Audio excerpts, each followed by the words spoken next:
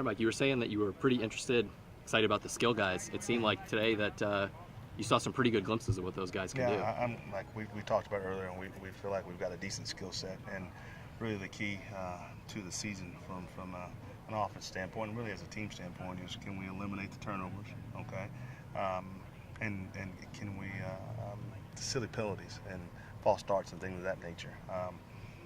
Since the start of camp, the first 7 days, we've charted every single penalty. We've charted every single time the ball's gone on the ground, and they've run with me after practice. Yesterday, we didn't have one penalty and one false start. No bust. That's going to happen. But the things that we control, we want to take care of. And we went out today. I think we might have had one or two penalties, maybe one false start. I'm not even sure if we had that one, and we didn't put the ball on the ground. So I firmly believe we're able to continue to sustain that kind of focus. We have an opportunity to do some good things. How important was today, just in terms of figuring out personnel as you guys move forward? Well, it was huge, especially from a defensive standpoint, because it's a work in progress. Offensively, we've been together 3 years now, and we've got our three-day install down, and we kind of tweak it. From spring to fall and things of that nature. Defensively, they're still installing. They haven't even gotten to red zone defense yet. So this was huge to go get these reps on tape with the number ones and continue to eliminate things that we don't do well in that install and continue to add pieces that can help us be more successful. Is that rotation where you want it at some of those skill positions? There is a lot of competition there, yeah. And really. I think from the receiver standpoint, it's kind of locked and loaded. I think you'll see all 9-10 of those guys play quite a bit, and they can roll. And that's kind of something that we've been waiting for here. I think in years past we've always had maybe 3 to 4 or 5, maybe 5 that we felt comfortable with going through a game. We feel like we've got 8 to 10 that will roll in there, and they can roll.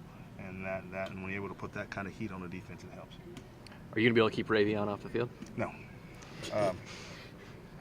Not sure where and how we will use him, but he's shown that he's got unique talent, and we will utilize it. How much of an advantage can it be when you're able to put out 8 wide receivers in a day, any given day? Again, it puts a lot of heat on those DBs. What it's going to allow us to do, Thomas, and it kind of affected our defense a little bit today. We can go and we can be in our no subs package, and we can stay in 10 or 20 personnel and not roll those guys, and they can play 5-6 plays in a row. Then you're bringing in RB to replace Scotty, and he may be faster than Scotty, and that can help. We've been waiting a long time to get to that point. As you look at it now, is your line maybe one of your strongest position groups? Thomas and I talked years ago, and I said what we've tried to do is make our greatest weakness our greatest strength. And while I will say I'm not going to crown them just quite yet, they've done a good job throughout the spring. They've been consistent.